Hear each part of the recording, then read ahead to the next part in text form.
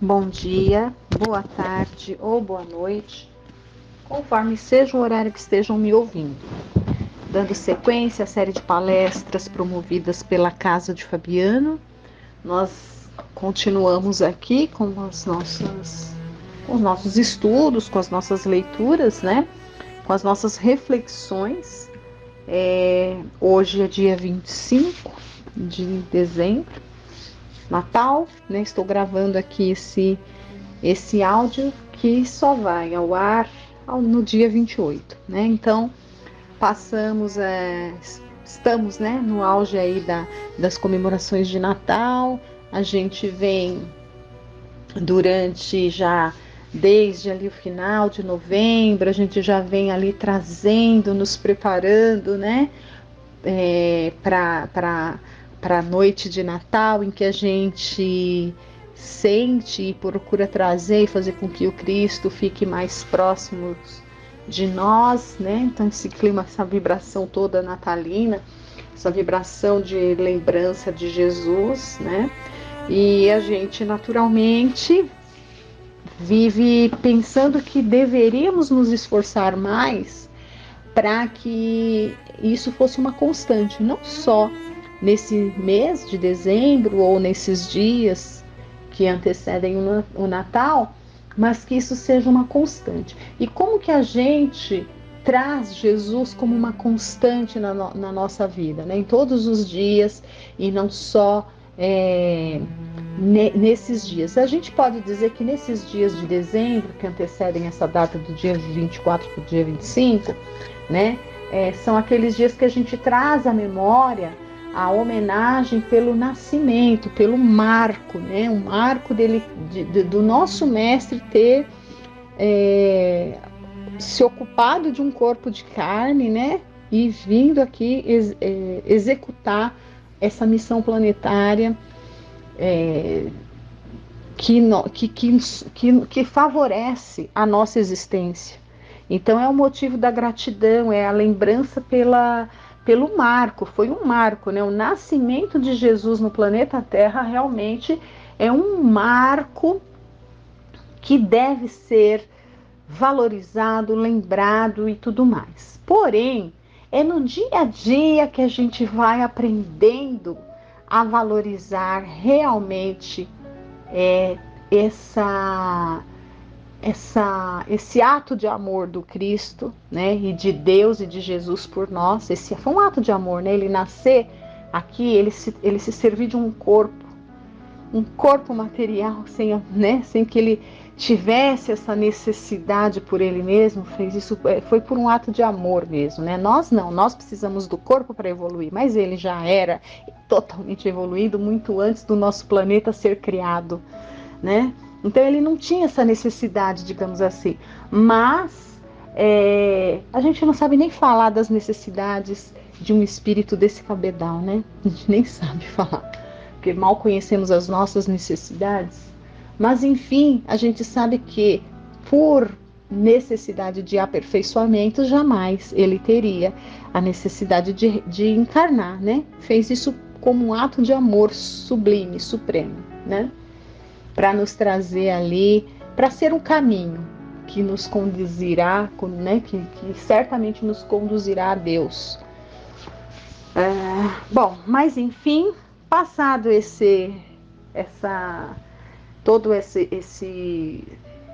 essas comemorações pela sua vinda, né? O que sobra? O que tem que ficar para todos os dias, né? A mensagem de esperança, de certeza no futuro melhor, de esperança que esse nascimento dele não foi e não foi mesmo em vão, né? Então, a partir de agora, vamos dar uma outra tonalidade, né, às abordagens. Então, hoje vamos falar, bom, Jesus nasceu, né? Jesus nasceu e comemoramos, nos preparamos e ele nasceu.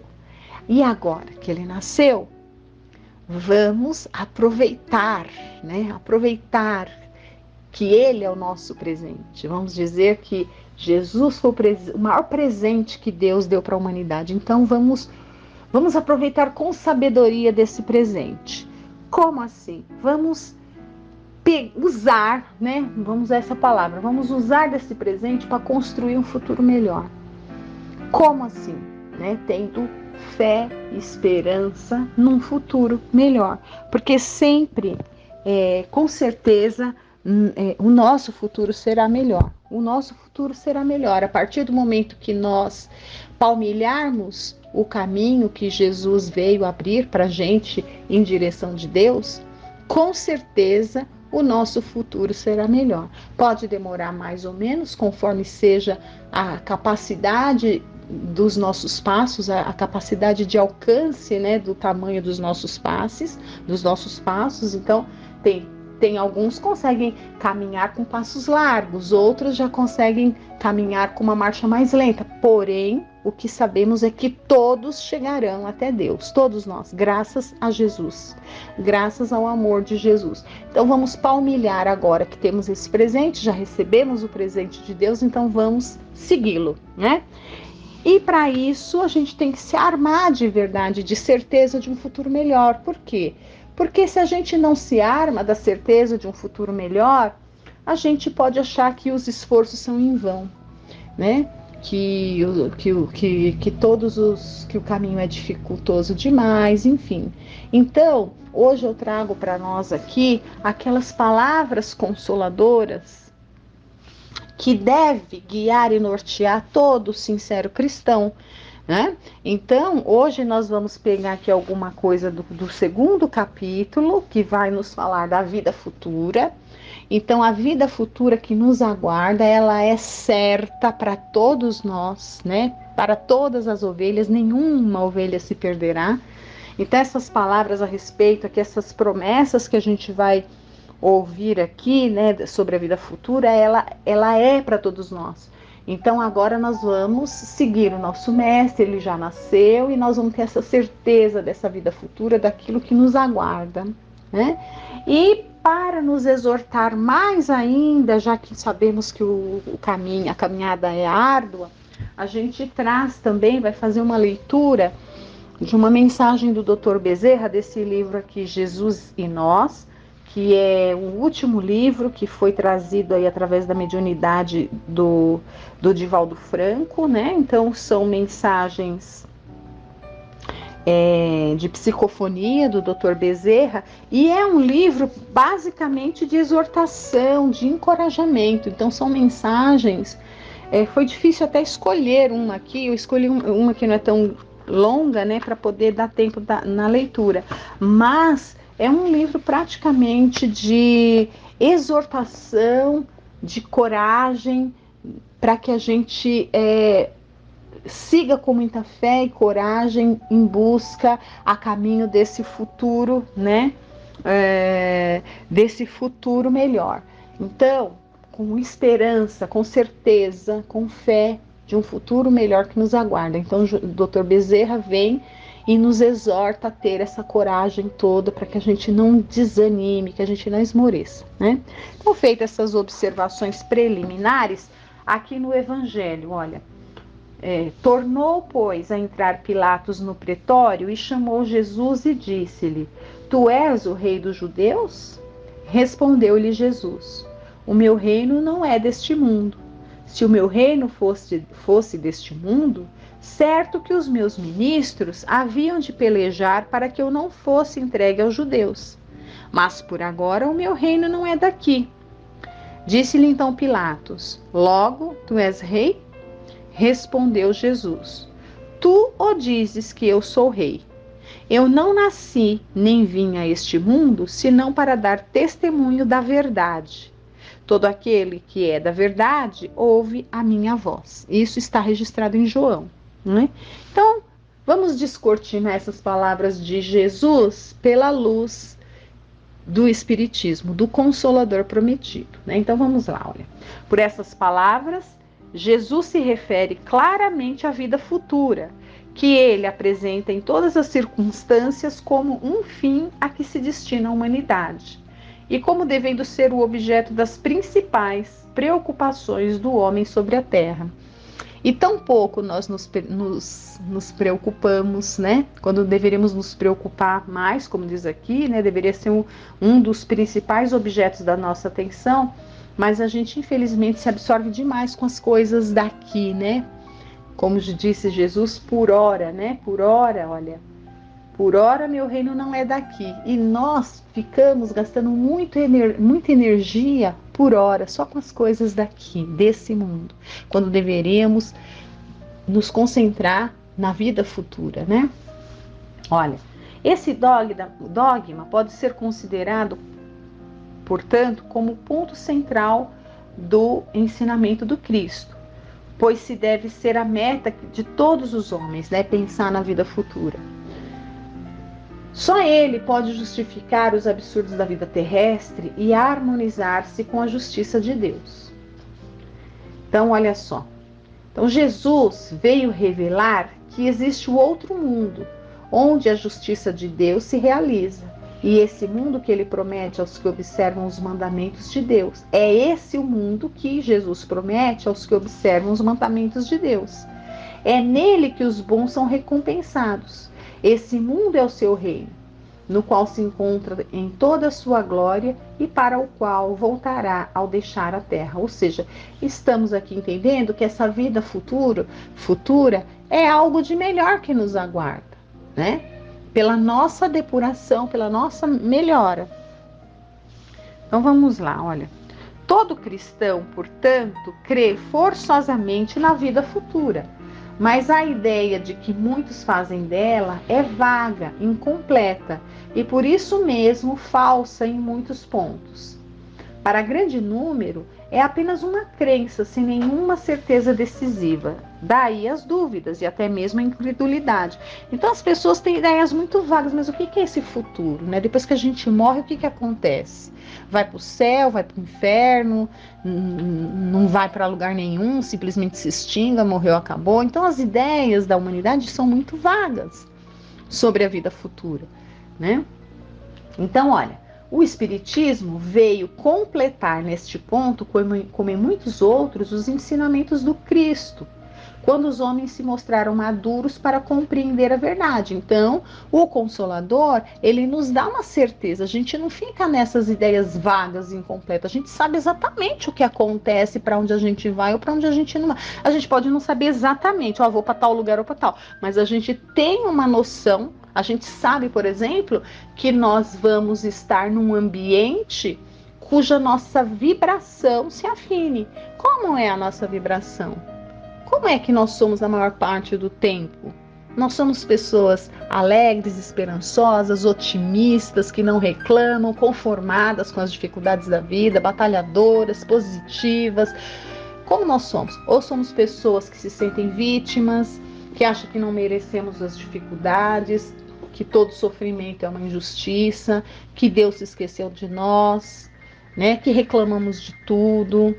Como é que nós somos? É isso que vai definir o nosso padrão mental, a nossa vibração e, portanto, né, o ambiente vibracional para onde nós vamos nos dirigir, porque não tem como escapar, né? A verdade, o que é a verdade? É aquilo que não tem como dar um jeitinho.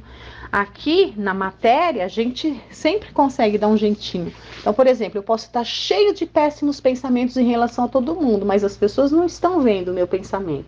Então eu estou ali sorrindo para a pessoa, mas no meu pensamento eu estou lá xingando, desejando mal e ninguém está vendo nada. Em espírito isso é impossível. Estamos nus, despidos, aquilo que nós somos aparece. Não tem como disfarçar, né? Então é isso que vai nos definir na vida futura, é o que nós somos e que não dá para se disfarçar. Por isso que a gente tem que se esforçar agora, né? Na vida presente a gente se esforça para ser o melhor que a gente possa, para que a gente module a nossa vibração aqui e agora, de maneira que no futuro, quando a gente deixar a veste de carne, a nossa vibração continue sendo aquela coisa harmônica, né? E a gente acabe sendo atraído aí para ambientes cuja vibração esteja ali em harmonia com a nossa verdade íntima, né? Então vamos lá, olha. Para a grande, isso aqui eu já li. O Espiritismo veio completar nesse ponto, como em muitos outros, o ensinamento do Cristo, quando os homens se mostraram maduros para compreender a verdade. Com o Espiritismo, a vida futura não é mais simples artigo de fé ou simples hipótese, é uma realidade material provada pelos fatos, porque são as testemunhas oculares que a vêm descrever em todas as suas fases e peripécias, são as comunicações daqueles que se foram, né? De tal maneira que não somente a dúvida já não é mais possível, como a inteligência mais vulgar pode fazer uma ideia dos seus mais variados aspectos, da mesma forma que imaginaria um país no qual se lê uma descrição detalhada. Então a gente pode perceber pelas comunicações, né, que os espíritos eles vêm e dão detalhes de tudo aquilo que eles estão passando. E o que se nota? Então, quando a gente pega, por exemplo, o livro O Céu e o Inferno, a gente percebe que aquelas pessoas que, enquanto encarnadas, elas eram naturalmente e sinceramente predispostas ao bem, tinham uma natureza mais amena, né? Levavam uma vida mais harmônica em todos os sentidos, né? Com elas mesmas e nas suas relações com os outros. Esses, quando desencarnavam, os espíritos vinham dar as comunicações, falavam coisas boas, né? Tipo, como se tivesse, nossa, foi bom, né? Não tive problema nenhum, estou bem, traz aquelas mensagens ali de conforto, nos exortam a ter paciência, nos ensinam, olha, vale a pena as dificuldades da vida, tenham fé, tenham força, tal.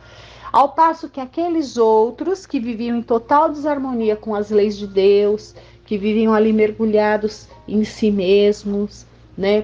No seu orgulho, na sua vaidade, nas suas manias, nos seus vitimismos, enfim, em todos aqueles sentimentos que a gente sabe que se afastam dos ensinamentos de Jesus e, portanto, das leis de Deus, esses, quando eram evocados, vinham e mostravam ali toda a situação de se sentirem em ambientes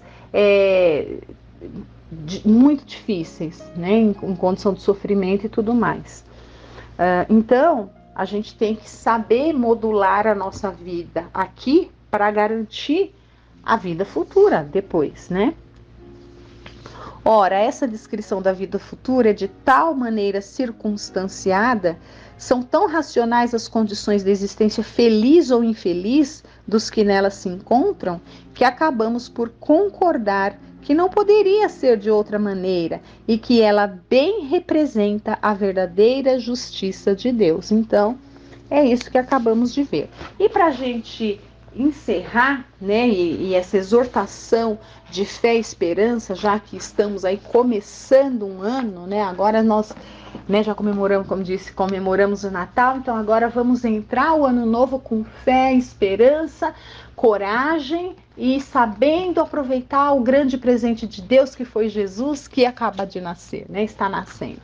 E Dr. Bezerra de Menezes nos dá várias mensagens de exortamento aí ao bom ânimo e tudo mais, né? A esperança no futuro melhor.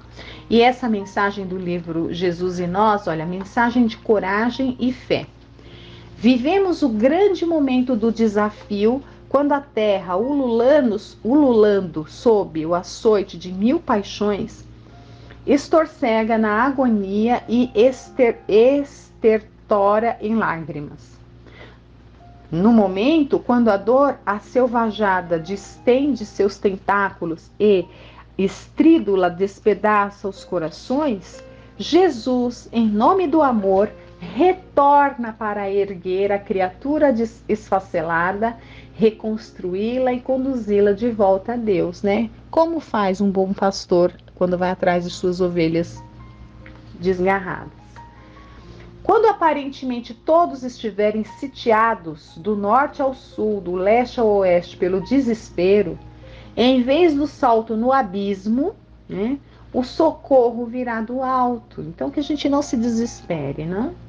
A proteção divina, que nunca falha, chegará para alçar o ser fragilizado às cumeadas do bem. Tende, pois, bom ânimo, vós que sofreis.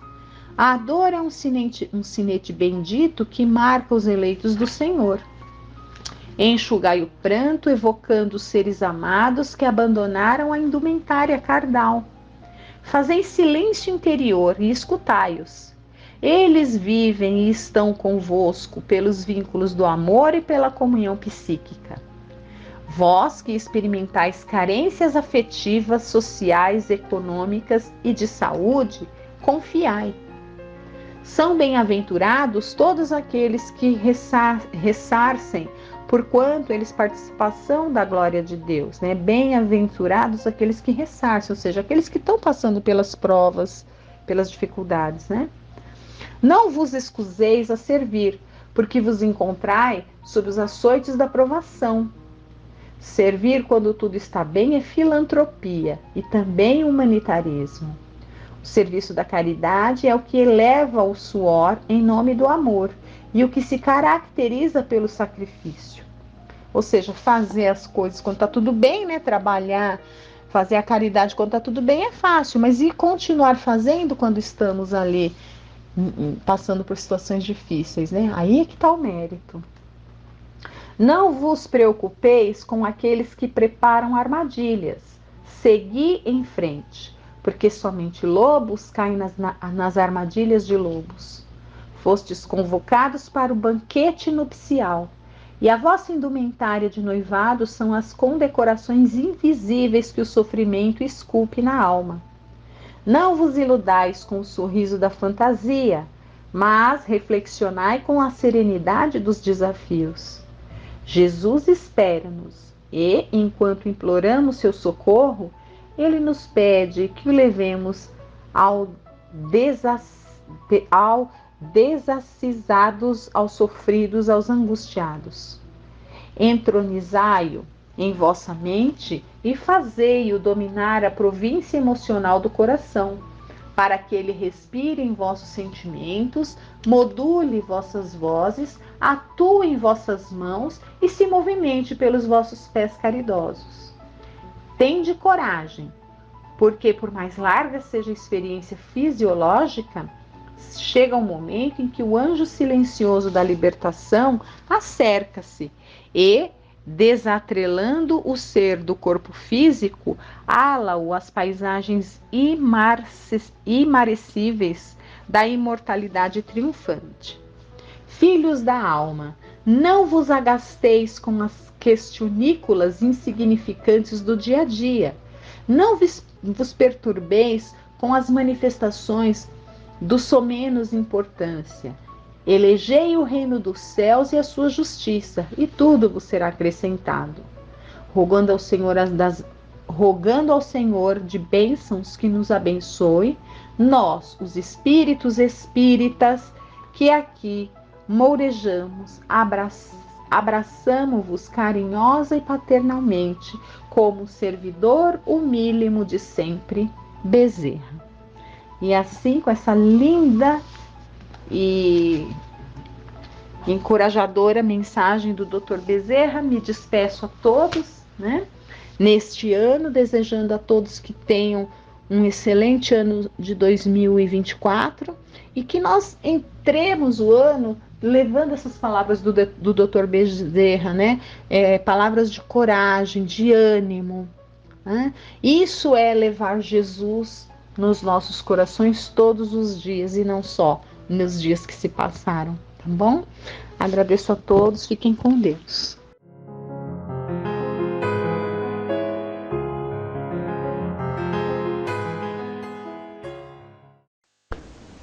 Boa noite a todos. Nós vamos ver agora, nesta segunda parte de nossas reflexões, um texto do livro Em Torno do Mestre.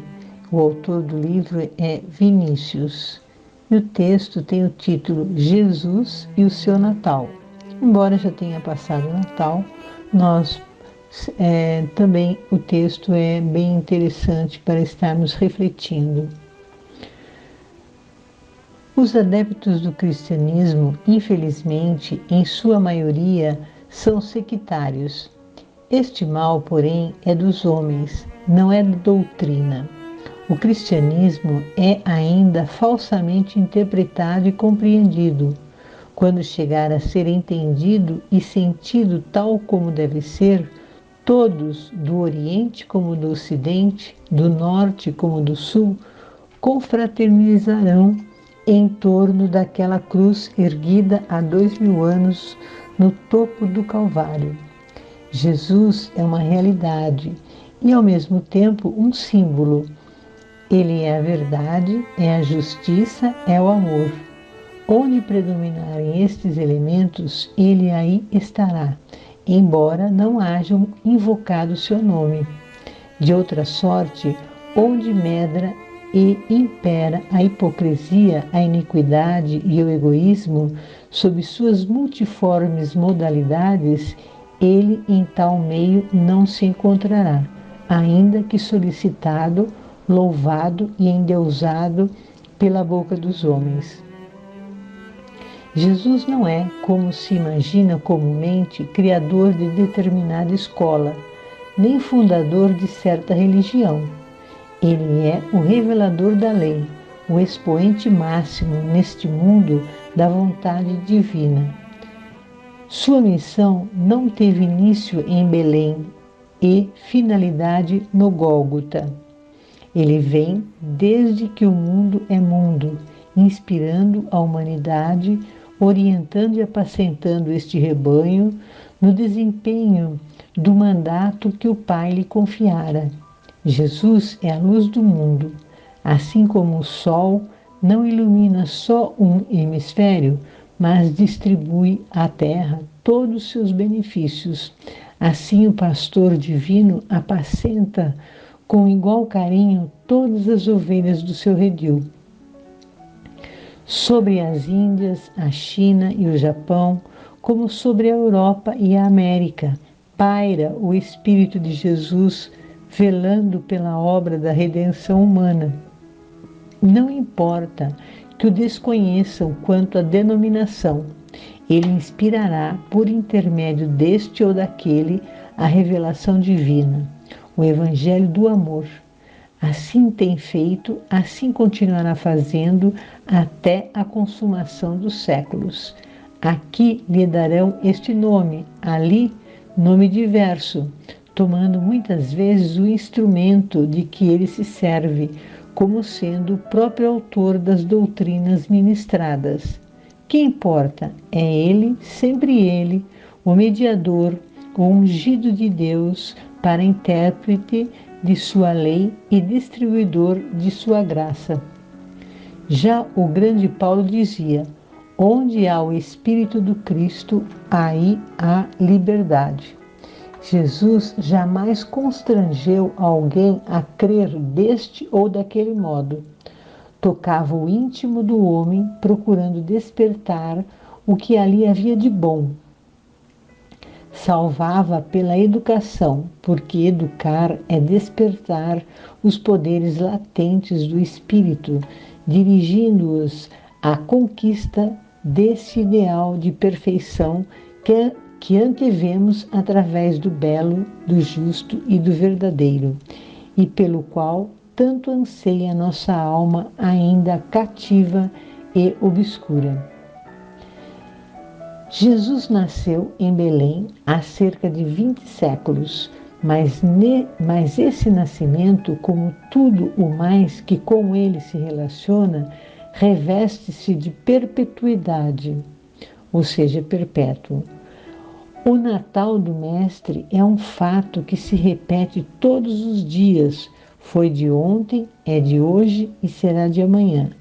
Os que ainda não sentiram em seu íntimo a influência do Espírito do Cristo ignoram, em verdade, que ele nasceu. Só sabemos das coisas de Jesus por experiência própria. Só após ele haver nascido em nosso coração é que chegaremos a entendê-lo, já em seus ensinos, já no que respeita à sua missão neste orbe. Nasceu em Belém de Judá o Redentor do mundo há perto de 20 séculos. Tal o acontecimento de maior relevância nos fatos da história humana. Tão importante que chegou a abalar as milícias celestiais, cujo alvoroço se expandiu nesta alacre mensagem: glória a Deus nas maiores alturas e paz na terra aos homens a quem Ele quer bem. Então a manifestação de Jesus, não se prende apenas aos encarnados, mas também aos desencarnados que fazem parte do globo terrestre. Nascer é iniciar, é dar começo a uma existência em determinado meio. Eis o fato histórico considerado em seu aspecto genérico. Particularizemos agora o advento do Messias. Que influência está exercendo em nós o seu nascimento? Que relação existe entre o Natal de Jesus e a nossa vida no momento atual? Que veio Jesus fazer à Terra na parte que nos toca? Eis a questão que nos interessa de perto e que vem determinar o grau de importância daquele Natal. Se o nascimento do Redentor não é ainda uma realidade em nós mesmos, influindo positivamente em nosso caráter, que importância pode ter no que nos diz respeito? As minas de Transvaal são as mais ricas do mundo. É um fato indiscutível, considerado em sua generalidade. Mas em que isso nos interessa? Que proveito tiramos? Se, porém, nos associarmos às empresas que exploram os filões de ouro e os diamantes, então o caso muda de figura, tornando-se para nós de importância capital. O Brasil é um país opulento pela uberdade de seu solo, pela sua flora, seus minérios e suas múltiplas fontes de riqueza. Não obstante, há muita gente pobre e até miserável no Brasil. Para que as suas decantadas riquezas sejam uma realidade para cada brasileiro, é preciso que este se habilite granjeando sua independência financeira pelo trabalho, pela inteligência, pela perseverança e pela economia. Caso contrário, todas as vantagens e prerrogativas de nossa terra serão como se não existissem. Podemos entender, nestes 2 parágrafos que acabei de ler, que se o Brasil, por exemplo, tem solos ricos, este só será reconhecido e representará valor significativo para aqueles que dele se beneficiam. Porém, aqueles que não têm possibilidades de obter recursos dessas riquezas do país, através do trabalho, das conquistas pelo trabalho, essas riquezas não terão valor significativo para estes. Se não tem como conseguir trabalho, as riquezas do país não têm significado para eles. É como se não existisse essas preciosidades, pois seu potencial evolutivo não está sendo útil ao país e a si mesmo. Este é um exemplo, pois há muitas possibilidades de trabalhos que auxiliam na evolução do homem e do país. O mesmo se dá no que se refere a Jesus. Se não procurarmos conhecê-lo, entendê-lo e praticarmos os seus ensinamentos, não estaremos compreendendo a vida, a importância das vivências do dia a dia, não encontraremos razão para o trabalho e ainda não conhecemos Jesus e nem compreendemos a Deus. E não conhecendo as leis divinas, não procuraremos nos auxiliarmos uns aos outros, não estaremos aprendendo e ensinando uns aos outros, não entenderemos as dificuldades e as verdadeiras necessidades de cada um. Continuando a leitura, precisamente o mesmo fenômeno se dá com relação ao Natal de Jesus. Nenhum proveito nos vem do fato histórico de seu nascimento. Todo o valor desse magno sucesso está nas suas relações conosco. Se existe essa relação, se aquele fato representa uma força viva atuando em nosso espírito, então Jesus nasceu para nós e a nós se dirige a angélica mensagem: glória a Deus nas maiores alturas, paz na terra aos homens a quem Ele quer bem. Se permanecermos alheios ao Natal de Belém, quanto à sua eficiência em nossas almas, tudo o que fizermos para comemorar tão auspiciosa data histórica será vão e vazio, visto como Jesus nasceu para nos salvar do pecado, para nos remir da servidão, dos vícios e das paixões. Se nos conservarmos na iniquidade do século e nos afazemos à escravidão, aquele natalício ainda não se realizou. Nada temos, portanto, que comemorar. Ao contrário das hospedarias de Belém, tratemos de arranjar lugar em nossos corações para recebermos condignamente o divino hóspede que há 2000 anos bate às nossas portas. 25 de dezembro. Aos homens de todos os credos, aos adeptos de todas as escolas, aos partidários de todas as doutrinas, aos filhos de todas as raças e nações, a data de hoje vem rememorar a boa nova: Jesus nasceu.